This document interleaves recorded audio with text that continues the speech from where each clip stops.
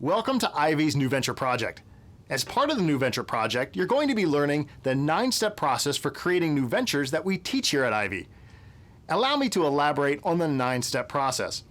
Step number 1 addresses the problem. What problem and/or opportunity have you identified? Step 2 defines the segment. Who feels the problem most acutely right now? Step number 3 considers the competition. What alternatives exist today for someone to solve the problem? Step number 4 discusses the ecosystem.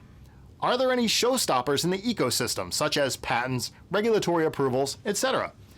Step number 5 emphasizes the strategy and solution. What is your product, service, and solution? The 4 Ps and why you'll win. Step number 6 explores operations. What are your logistical needs? Step number 7 defines the financial model and valuation. Step number 8 establishes your team. Who are the founders and advisors?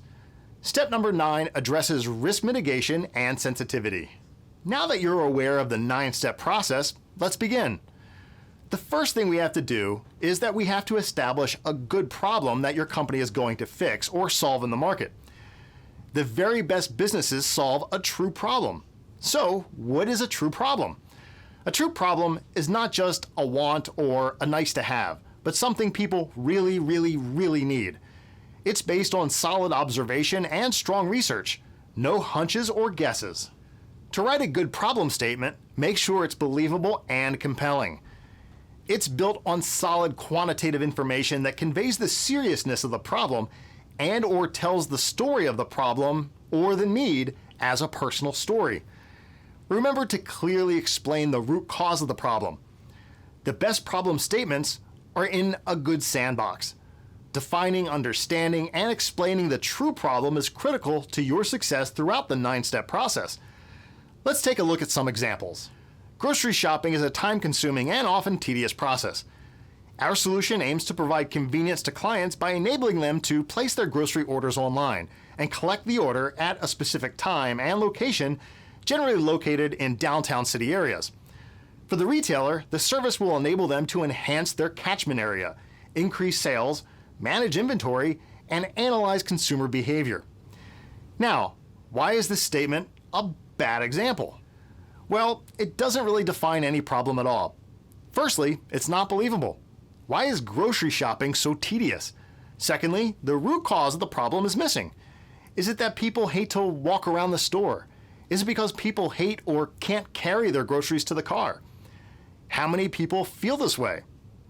Thirdly, it's not compelling. How serious is the problem for retailers? How much money do they lose due to the problem? And it's not personal. Here's a better example. Our founder's sister, Betty, is a type 1 diabetic and endures 12 needles a day to treat her disease. She uses 6 needles to test her blood sugar levels and another 6 needles to inject herself with insulin. Now 35 years old, the injection area on Betty's stomach is covered in deep and unsightly scar tissue due to daily needle use. There are over 4 million people in the United States in the same situation as Betty. So let me ask, what makes this problem statement great? Firstly, it's clear. Betty's situation sounds intolerable. Secondly, it's compelling. 12 needles a day is equal to 4,380 needles per year. Sounds like hell to me considering there are approximately 4 million people like Betty in the United States alone. Thirdly, it's a true personal story. Betty's a real person and really is the sister of the founder. This conveys the seriousness of the situation and the team's commitment. In summary, what makes a good problem statement? It needs to be compelling. It should clearly explain the root cause of the problem, and the best problem statements are in a good sandbox.